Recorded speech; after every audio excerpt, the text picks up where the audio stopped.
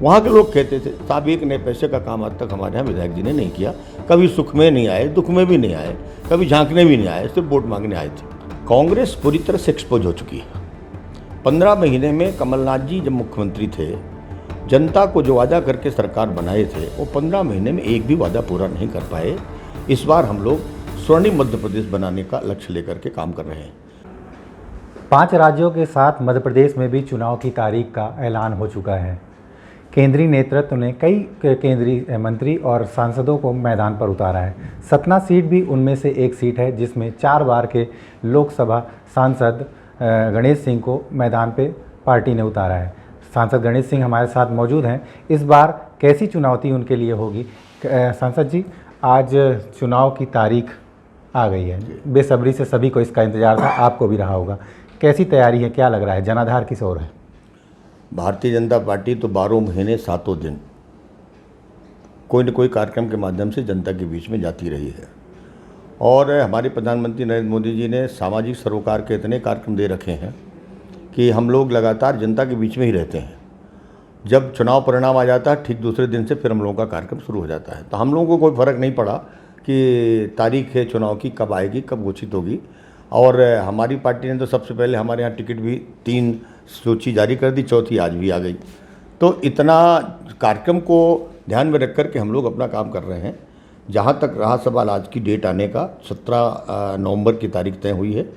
हम चुनाव आयोग को धन्यवाद देते हैं, स्वागत करते हैं कि उन्होंने एक ही चरण में मध्य प्रदेश के चुनाव करा रहे हैं। इसका मतलब सही है कि हमारे मध्य प्रदेश में हमारी भाजपा की सरकार ने जो शांति स्थापित की है, तो चुनाव आयोग ने भी मान लिया कि एक ही बार में चुनाव कराने में कहीं कोई दिक्कत ये नहीं है। हम लोग जो चुनाव में आए हैं, ये चुनाव हमारा विकास के मुद्दे पर है। इस बार हम लोग स्वर्णिम मध्य प्रदेश बनाने का लक्ष्य लेकर के काम कर रहे हैं। चूँकि मध्य प्रदेश को कांग्रेस ने एक बीमारू राज्य की श्रेणी में ला के खड़ा किया था, भाजपा की सरकार आई तो आज हमारा एक विकास का जो मॉडल है वो विकसित मध्य प्रदेश बना है और अब उसको स्वर्णिम मध्य प्रदेश बनाने की तरफ हम ले जा रहे हैं। और जो हमारी इकोनॉमी है मध्य प्रदेश की दिनों दिन मजबूत हुई है। हमारा एग्रीकल्चर मजबूत हुआ है, हमारा सर्विस सेक्टर मजबूत हुआ है, हमारा औद्योगिक क्षेत्र में हमने काफ़ी प्रगति की है और कई मायनों में हमने भारत के अन्य राज्यों की तुलना में हम अवॉर्डेड हैं कई मामलों में। चाहे कृषि अवार्ड हम देख लीजिए, चाहे हमारा स्वच्छ भारत में देख लीजिए, मध्य प्रदेश में हमारा इंदौर लगातार आ रहा उसमें। और हम एग्रीकल्चर ग्रोथ में, इंडस्ट्री ग्रोथ में हमारी पर इनकम कैपिटल भी दूसरे राज्यों की तुलना में बहुत ग्रोथ की है। हमारा जो राज्य का बजट है, कभी वो 13,000 करोड़ रुपए होता था 2003 के पहले, आज हम 3.25 लाख करोड़ के बजट में खड़े हैं। तो कहीं ना कहीं जीडीपी हमारी मजबूत हुई है और उसी का बदौलत हमारे डेवलपमेंट के काम हो रहे हैं। और मैं मानता हूं कि विकास का मॉडल, विकास के मुद्दों को लेकर के, जन कल्याणकारी योजनाओं को लेकर के हम लोग चुनाव मैदान में आए हैं, फिर सफल होंगे। अब तक लोकसभा चुनाव आपने लड़ा है, 4 बार सांसद भी बने हैं। अब की बार विधानसभा चुनाव, कितनी चुनौती मानते हैं इसको और किन मुद्दों के साथ आप जनता के बीच होंगे? देखिए, चुनौती तो मैं नहीं मानता कि कोई चुनौती है। कांग्रेस पूरी तरह से एक्सपोज हो चुकी है। 15 महीने में कमलनाथ जी जब मुख्यमंत्री थे, जनता को जो वादा करके सरकार बनाए थे वो 15 महीने में एक भी वादा पूरा नहीं कर पाए। और जन आशीर्वाद यात्रा में हमने खुलेआम पब्लिक से पूछा, सब ने कहा कि कोई काम पूरे नहीं हुए। न किसानों का कर्जा माफ़ किया, न उन्होंने बेरोजगारों को बेरोजगारी भत्ता देने के बाद कही थी वो किया, बल्कि गरीबों की कल्याण की योजनाओं को जरूर उन्होंने बंद किया। इस बात का बल्कि आक्रोश भी है। और उन 15 महीनों में आपस में वो लड़ते रहे, लूट खसोट में लगे रहे। असंतोष के कारण उनकी सरकार गिर गई और सरकार फिर, चूँकि भाजपा सेकंड लोएस्ट पार्टी थी, लार्जेस्ट पार्टी थी, तो उसको सरकार बनाने का मौका मिला। तो हम लोग सरकार में गए, फिर हम लोग बाई इलेक्शन में गए तो जनता ने हमको फिर जनादेश दिया। तो मैं मानता हूं कि कांग्रेस पूरी तरह से मध्य प्रदेश में एक्सपोज है। कांग्रेस के पास कोई मुद्दे नहीं बचे। आज जो हम जिन कामों को लेकर, जिन योजनाओं को लेकर के हम जनता के बीच में गए, आज उसका हमें पूरा संतोष है कि हमने उन तक पहुँचाने का काम किया है। तो मुझे तो नहीं लगता कि कोई चुनौती है। भारतीय जनता पार्टी पूरे बहुमत की सरकार मध्य प्रदेश में फिर बनाएगी। जनता तो 20 साल का हिसाब मांगेगी आपसे, क्योंकि आप नया चेहरा नहीं है जनता के लिए। 20 साल का हिसाब हम देंगे, हमने दिया है। हमारी मध्य प्रदेश की सरकार ने, आपको ध्यान में होगा कि हमारे केंद्रीय गृह मंत्री जी, हमारे प्रदेश के मुख्यमंत्री जी, इन दोनों ने प्रेस कॉन्फ्रेंस करके 20 साल का हमने रिपोर्ट कार्ड जनता के सामने प्रस्तुत किया है। लेकिन हमने ये भी कहा है 15 महीने का रिपोर्ट कार्ड इनको भी देना चाहिए, 60 वर्ष का कांग्रेस का भी रिपोर्ट कार्ड आना चाहिए। और यहाँ भी हमारे विधायक ने कहा है कि सांसद जी को 20 साल का हिसाब देना चाहिए। बिल्कुल हम तो देंगे, हम तो दे ही रहे हैं, रोज़ दे रहे हैं। उनको भी 5 साल का अपना हिसाब देना चाहिए कि 5 साल हमने क्या काम किया यहाँ पर। और मैं आज अभी नई बस्ती के क्षेत्र में था, जहाँ वो खुद उनका निवास है। वहाँ के लोग कहते थे साहब एक नए पैसे का काम आज तक हमारे यहाँ विधायक जी ने नहीं किया। कभी सुख में नहीं आए, दुख में भी नहीं आए, कभी झांकने भी नहीं आए, सिर्फ वोट मांगने आए थे। और अभी जब महापौर को चुनाव लड़े तो जनता ने उनको नकार भी दिया। तो उसका परिणाम तो उनको ऑलरेडी मिल चुका है। कांग्रेस पूरी तरह से एक्सपोज हो चुकी है। कभी कभी हम सुनते हैं तो कमलनाथ जी कहते हैं लगता मैं चुनाव नहीं लड़ूंगा, दिग्विजय सिंह कहते हैं मैं चुनाव नहीं लड़ूंगा। लड़ेगा कौन? चेहरा कौन है? हमारी पार्टी ने तो हम लोगों को जो सांसद थे उनको भी उतार दिया, इसलिए कि हम गंभीरता से चुनाव को लेते हैं और आने वाले समय में हमें सरकार बनानी है। इस वजह से हम लोगों को चुनाव मैदान में उतारा गया और भाजपा पूर्ण बहुमत की सरकार बनाएगी। विंध्य क्षेत्र में या कहें कि सतना क्षेत्र को, ये पूरे क्षेत्र में आप देखते हैं कि अन्य जो मालवा, निमाड़ और ये सब तमाम क्षेत्र हैं, हम उनसे हम हमेशा उपेक्षित क्यों रहे हैं और क्या वजह है कि हम उनसे पीछे हैं? नहीं, मैं नहीं मानता कि कोई ऐसा मापदंड।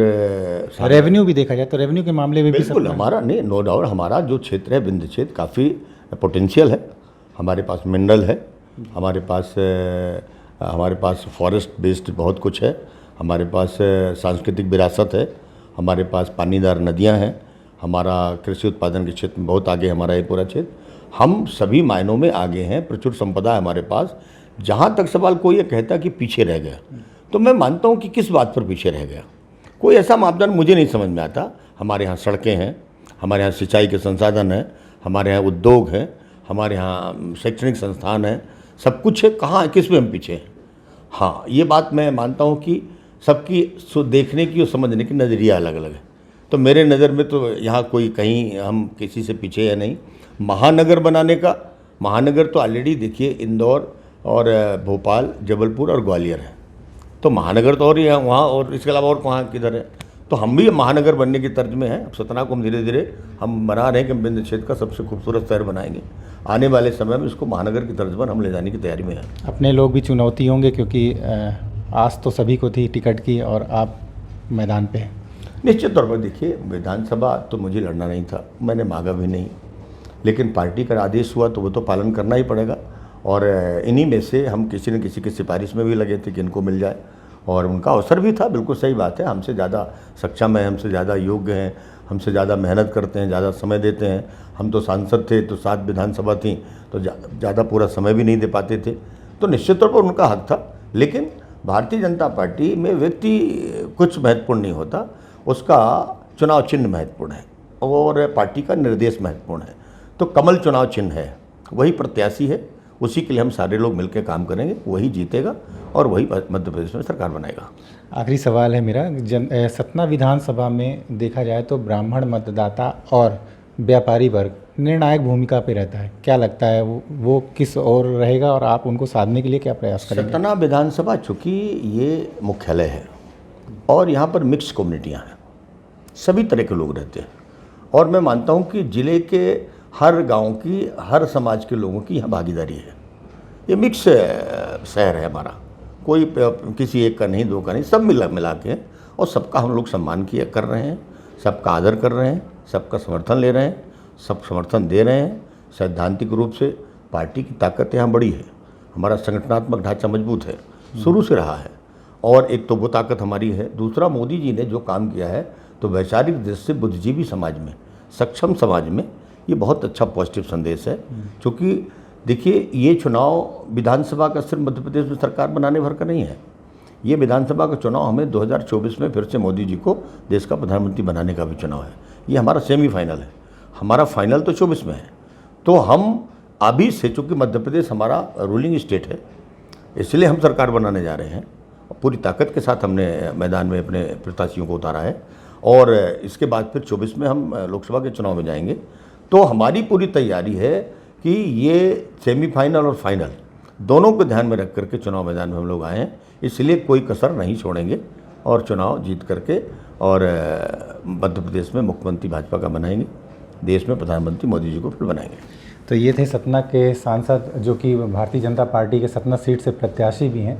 इन्होंने अपनी जीत का दम भरा है, लेकिन इंतज़ार उस तारीख का है जिस दिन जनाधार सामने आएगा और देखना होगा कि जनता जीत का सेहरा किसके सर बांधती है। मृदुल पांडे, IBC 24 सतना।